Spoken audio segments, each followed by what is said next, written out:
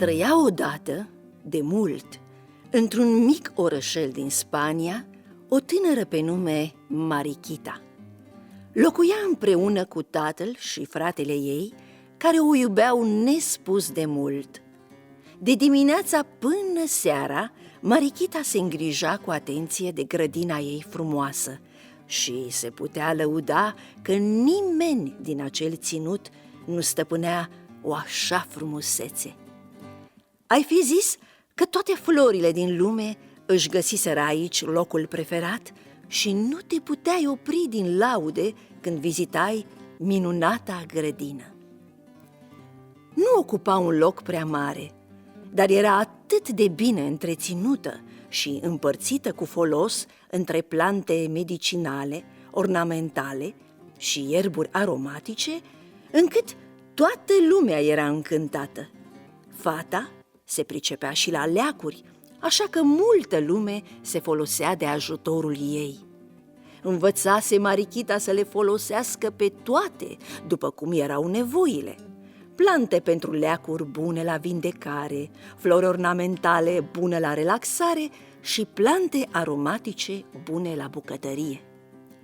Plantele medicinale, gingașe, cu flori mici și parfumate discret, te făceau să fii sigur că nicio boală nu te poate atinge, iar fata era tare mândră de puterea lor tămăduitoare, mai ales că grădina ei avea o așa mare varietate de ierburi: brusture, cătină, ciuboțica cucului, gălbenele, crușin, mușețel, rostopască, sunătoare, valeriană, și încă multe altele.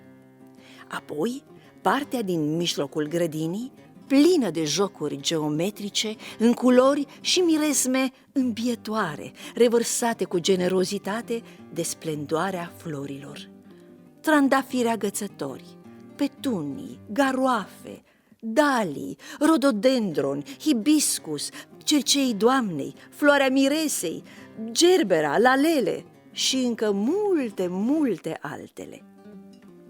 Ca o centură subțire, plantele aromatice înconjurau grădina și parcă te îmbiau discret să te așezi ca să le simți aromele: rozmarin, leuștean, cimbrișor, pătrunjel, tarhon, mentă dulce și câte și mai câte. Iată că, într-o bună zi, în timp ce trebăluia printre rondurile de flori, auzi la poartă o voce hodorogită și văzu o femeie bătrână. Ei, fetiță! Tatăl tău este acasă? Nu! Este plecat la târg. Bine, atunci, da, fratele tău este? Nu! Sunt plecați împreună! Și în timpul acesta, bătrâna se strecură încet în grădină și zări florile. Iată, uite! Ce grădină încântătoare aveți! Da, este minunată! Marichita, cucerită de aprecieri, o pofti pe bătrână să o vadă mai pe îndelete. Ce să spun? Mai rar o așa frumusețe? Da, ești foarte organizată, văd, da. Văd de toate pe aici, da. Și totuși... Totuși? Ar lipsi ceva ca să fie cu adevărat grozavă. Păi, și anume ce? Îți lipsește, dragă, o fântână cu apă de argint. O fântână? O fântână? Și unde aș putea găsi așa ceva? Îți spun, Când o să ajungi la ea, să-ți umpli un ulcior, apoi să torne apa la tine în grădină. Se va forma o fântână de argint. Îi dădu apoi amănunte despre locul unde se afla fântâna și cât ai clipi din ochi, se făcu nevăzută. Marichita rămase cu ochii larg deschiși, visând la frumusețea grădinii ei, ce avea să fie împodobită cu o așa fântână. Oh, o fântână! Oh, da, asta era! Asta era! Exact ce simțeam eu că lipsește! Nu mai pot răbda o secundă fără să o am! Ce prost am fost să nu-mi dau seama! De-abia aștept să o aud susurând dulce în grădina mea! De-abia aștept! La întoarcerea acasă, tatăl și fratele ei fură întâmpinați de fată care, agitată din cale afară, le povesti despre vizita bătrânei și despre fântâna cu apă de argint. Copleșit de dorința arzătoare a fetei, Fernando, fratele ei, hotărâ să plece după apa minunată. Luă un ulcior și porni la drum. Și merse mult, până când întâlni în cale un moșneag care, auzind ce vrea să facă, îl căină, întrebându-l cine oare îl urăște atât de mult încât să-l trimită la așa grea încercare.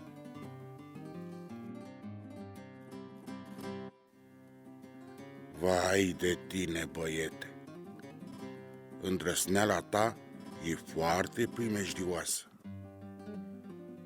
Dar dacă totuși o să-mi asculți sfatul, e posibil să reușești. Fântâna aceasta e păzită de un leu. Să ai mare grijă.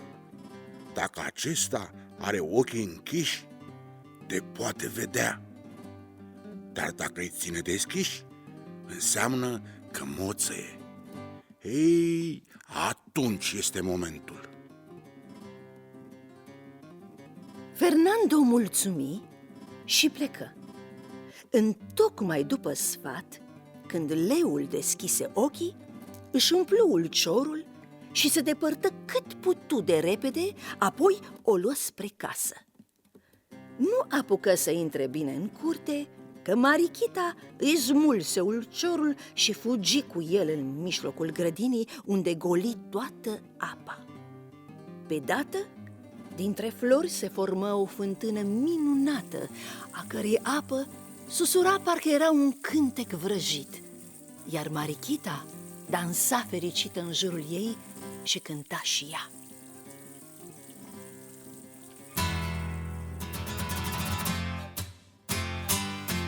O fântână ca mea nu mai are nimenea. Fire lungi de argint curat, juvaiere au lucrat pe gingașe roze flori, ce inimii dau fiori, ce inimii dau fiori. Ole!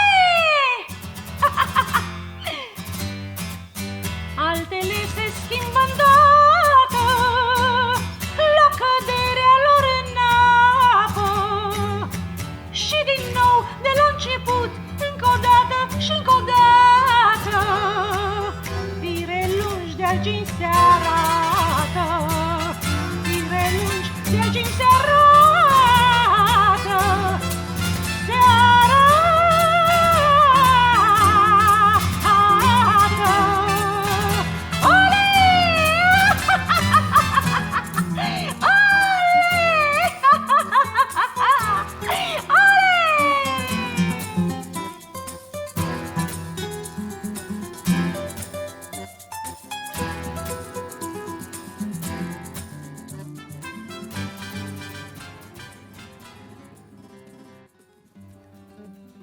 Trecură multe zile și din nou, într-o dimineață, bătrâna se înfățișă în fața porții. Aceasta se minună de fântâna de argint. Ei, da, da, așa da, dragă. Chiar că stă bine aici, printre florile tale. Știam eu ce-i lipsește grădinii. Da. Dar să știi că totuși nu e întreagă în frumusețea ei dacă nu are și un copac cu frunze de argint și nuci de aur. Un copac și nuci de aur. Oh, asta era! Parcă așa simțeam și eu că lipsește totuși ceva. Copacul! Asta era! Fernando! Fernando! Fernando! Fernando! Știu ce lipsește! Hei! Unde ești? Fernando! Fernando! Și nebunită își tot striga fratele prin curte, până când acesta o auzi și, lămurit de vorbele Marichitei, se lăsă înduplecat și porni din nou la drum după copacul cu frunze de argint și nuci de aur.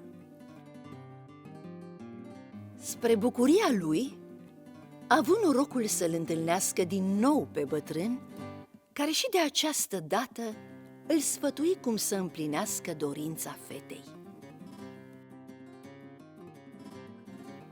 Uite, măi, băiete, ia calul acesta. O să te ducă până la pădurea unde crește copacul acela. Să ai mare grijă că e păzit cu strășnicie de un șarpe veninos. Când șarpele se va culca, își va ascunde capul printre inelele lui. Ei, atunci va fi momentul când tu vei putea smulge o crenguță din copac. Pusă în pământ, aceasta va crește până când va deveni la rândul ei un copac. Urmând întocmai sfatul bătrânului, Fernando reuși să fure crenguța. Când Marichita o văzu, o și sădi repede în grădină și din pământ se văzu ițindu-se o tulpiniță verde care se transformă repede într-un copac mândru cu frunze de argint și nuci de aur. Fata își îmbrățișă fratele cu dragoste, sărind apoi prin toată curtea, amețită de bucurie că are cea mai frumoasă grădină. Și trecură multe zile de încântare și bucurie, că acum toată lumea din ținut știa că grădină mai mândră ca a Marichitei nu există. Toate bune și frumoase, până într-o zi când, din nou, la poarta casei apăru bătrâna. Marichita o pofti bucuroasă în grădină să-i arate copacul, dar bătrâna, după ce îl lăudă un pic, zise: Ei, draga mea, este frumos, e frumos, ce să zic? Dar să nu mă înțelegi greșit. Da, te rog, să știi însă că mai lipsește ceva. Poftim? Ce să lipsească? Este o grădină minunată, unică! Mă rog, eu îți spun că mai lipsește un papagal alb. Și bătrâna plecă fără să mai stea de vorbă cu Marichita, ca și când degeaba ar fi fost bucuria fetei dacă nu avea și pasărea potrivită. Ce tot spune bătrâna asta? Vrea să mă necăjească. Sau nu? Vai de mine! Dar proastă mai sunt! Bineînțeles că asta era! Aveam mie un gol în suflet și nu știam cum să-l umplu. Îmi lipsea exact această pasăre minunată, papagalul alb, de care mi-a pomenit bătrâna. Oh, Fernando! Fernando! Fernando! Fernando! Fernando! Pentru a treia oară, bietul Fernando nu o refuză pe sora lui. O iubea prea mult, așa că, la rugămințile ei fierbinți, simți că îi se topește inima și porni la drum să-i găsească pasărea mult dorită. Îi făgădui fetei că nu se va lăsa până când nu i-o va aduce în grădină. Mergea hai-hui, dar iată că, deși rătăcea neștiind cum să ajungă la pasăre, bătrânul îi ieși din nou în cale. Ei, măi, băiete, dar parcă nu ai avea soră, ci dușman. Aceasta este cea mai grea încercare, căci dacă nu vei reuși, nu vei putea scăpa cu fuga, ci te vei preface în stană de piatră.